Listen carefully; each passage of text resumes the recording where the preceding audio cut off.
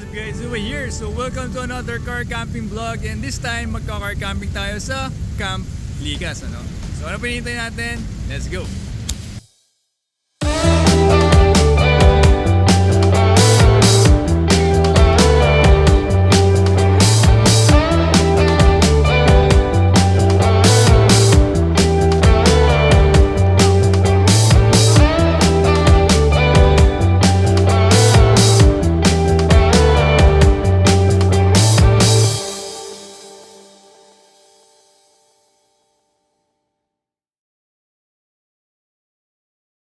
Guys, kaway kayo guys. And off we go to Jollibee Masinag para i-meet up sila May.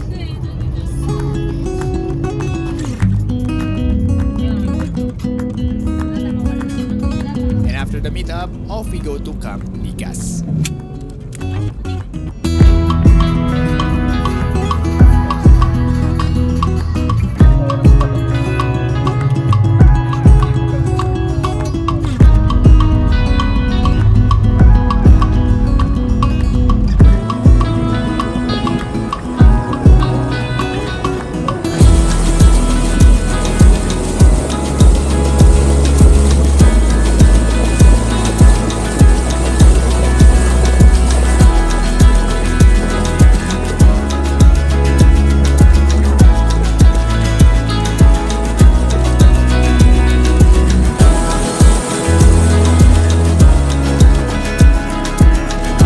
Finally, we have reached Camp Likas. And it's time to set up our camp.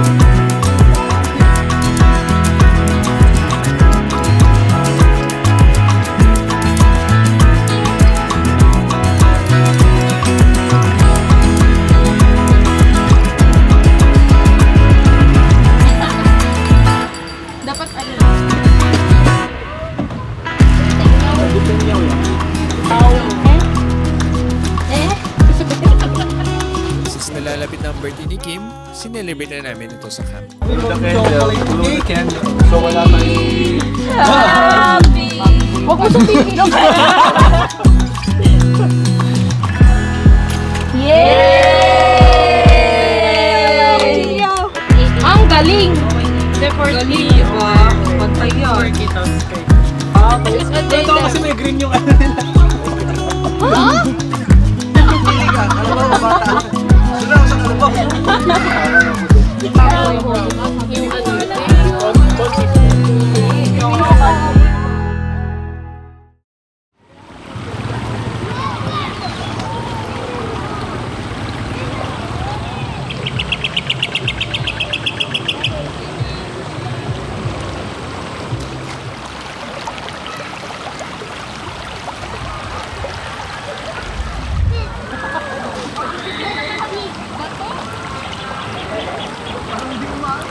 During the afternoon, we just had fun flying kites.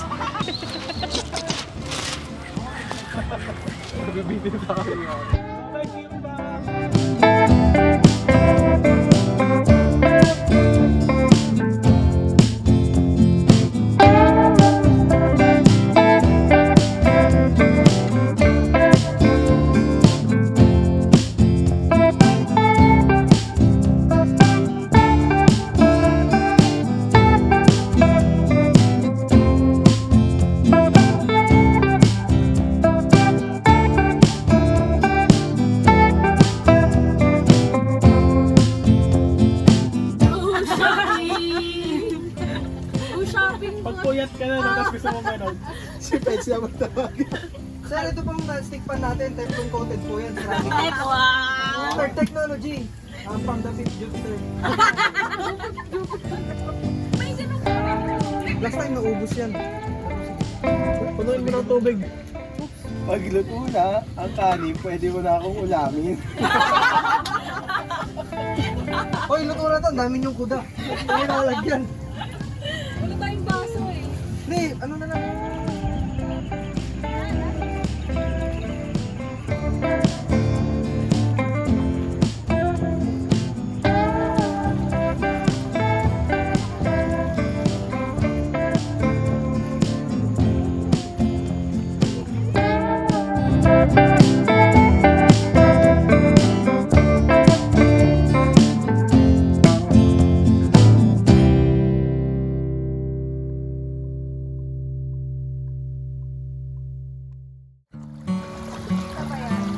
Ang dilim ba eh?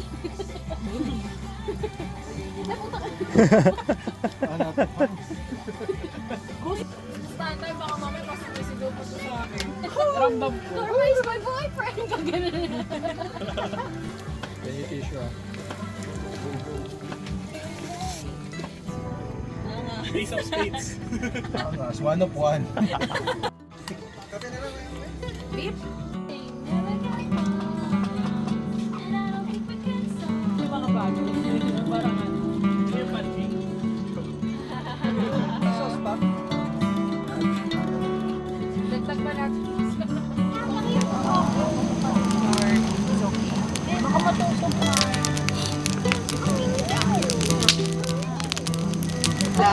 Oo. Kim, wag mo nang tanggalin yung partner. Oo nga, babe. Wala naman stick. Kaya mo strong imagine.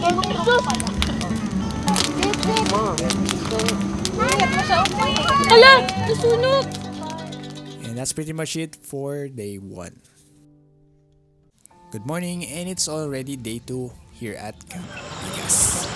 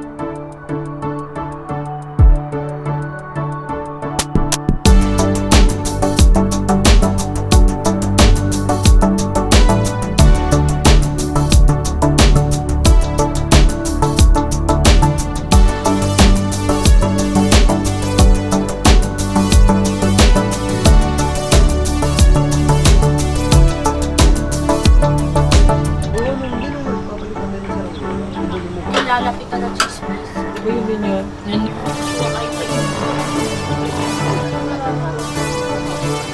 Time for some coffee and breakfast. Kung sakto na sa... Hindi pa. Kutsuwa naman. Namiss yung kutsuwa natin.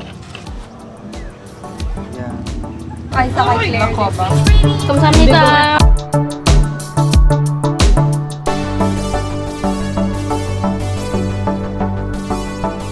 So I tried making my own pickup shape pancake, pero mas mukha pa siyang isda kaysa sa pickup.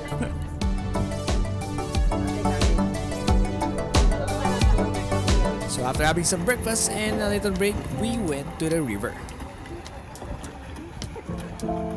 So we brought the pickup with us so that we could deploy the awning for some shade.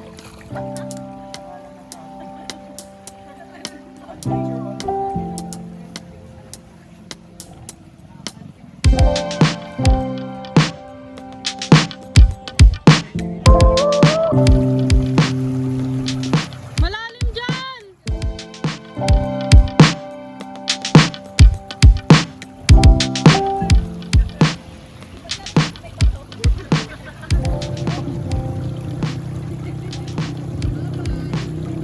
Kala ko sa... Ay, wow!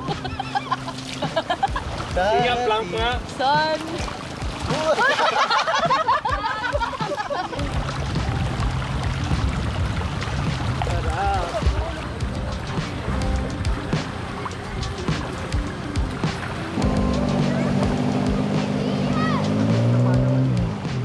Ay, sorry. Sorry.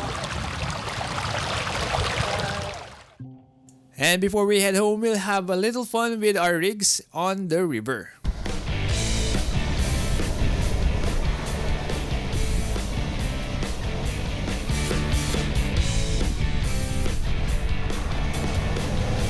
Tabi dyan!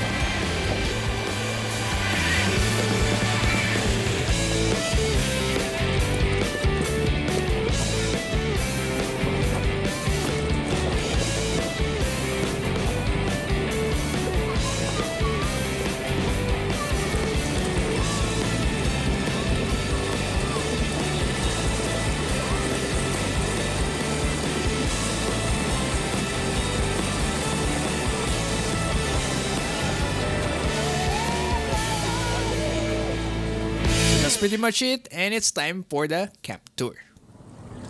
Alright, so camp tour tayo dito sa Camp Likas. So, bago kayo makapunta ng Camp Likas, ito yung dadaanan nyo. So, kayang-kaya naman daanan ng maliliit na sakyan, mga sedan, whatnot. Tulad ito, nakita nyo Mirage, tsaka ito, Cherry, and then ito na yung tatawrin nyo. Yeah. And of course, yung river ito, upstream papunta ng Camp Hyalux sa River Ranch, sa Camp Boa, banda doon pa sa taas, ano. Alright, so camp tour, Camp Likas. Ito yung gate nila. So fence yung campsite. So siguradong safe kayo sa gabi. And then right off the bat yung ating setup dito. Ayan. And pahaba yung campsite. So meron siya mga gantong parang sunshade as bonfire spot. And then mga yan, parang hile-hilera lang yung pagpwesto dito ng mga sasakyan, ano. So yung bawat pwesto meron yung mga sunshade tulad niyan. Ayan. Then another bonfire. Dito kami nag-bonfire kagabi, ano. Ayan. Tapos meron pa yung mamaya sa likod. Pero ikuto muna natin dito sa harap. May mga tinanim silang pine trees and whatnot. Mga ibang puno. So siguro mga after 5 or more years, medyo malilim na dito sa spot na to, ano. Kasi nga as of now yun, wala masyadong shade. So sama na rin pala yung campsite dito, ano. Pero ito pala, mabilis ang tingin dito sa ating setup. Ay, malapit dito sa ating pinag-setupan. Merong mga gripo bawat station. Yan, sa kabila. Yun. So, madaling mag-access. Like, maghugas lang kayo ng mga panyo, kamay, mga pinaghugasan. Ay, pinagkainan yung tulad ni Peds doon. Naghugas siya ngayon. So, hindi mo na kailangan maglakad ng malayo kasi yung CR nandun lang sa side na yun. Wala lang CR sa kabilang side, ano. And then, kung nakikita nyo, merong pool. Isa, as may isa pa doon. So dito naman sa likod, puro mga tent pitching area to.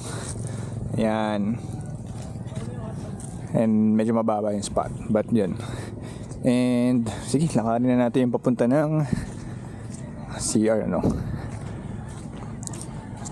So ito pa yung isang pool. Yun yung nagustuhan namin dito. Yung may mga gripo na yan. Hanggang dun. Tapos solar light sila. So, eco-friendly way ng electricity. Then, meron din poso dito kung sakaling maubusan na ng charge yung pump, yung water pump, ano. Kasi sa gabi, nauubusan yan. Nawawala ng charge kasi solar lang lahat. So, yan, poso. Pwede ka magigib kung naubusan na ng charge yung battery. So, sink dito, and then may mga liligo nga lang. 2 toilet, naka-tile naman yan. Lababo dito. Ito yung CR, shower. Madaming sabitan. Solar light. Yan. So, ganito din yung sa CR. Tapos naka-toilet and may bidet. May mga sabitan rin. So, goods yung CR nila dito. Tapos, lababo dito sa kabila. And then, yun yung river na pinagtambayan namin kanina. Then sticker board. Uy, naglagay na pala si Kyla doon ng sticker.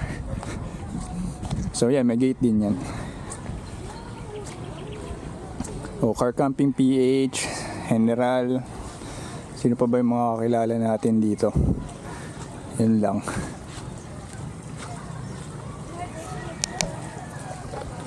Alright, so yeah, mabilis ang camp tour sa Camp Likas. Katabi niyo yung Bivouac by March 4th. And yeah, that's Camp Likas. So attentive naman yung mga staff dito. Binabantayan kayo.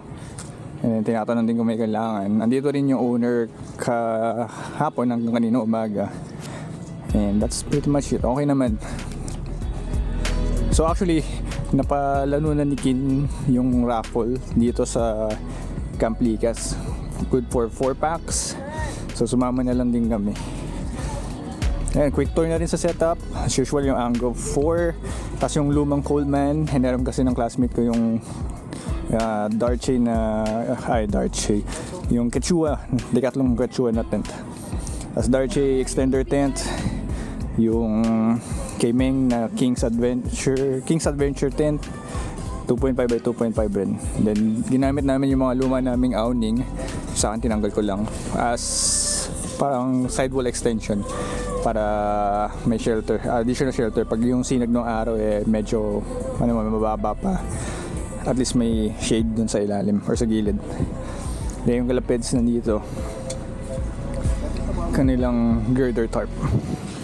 Yan. Hello. Nagliligpit na sila.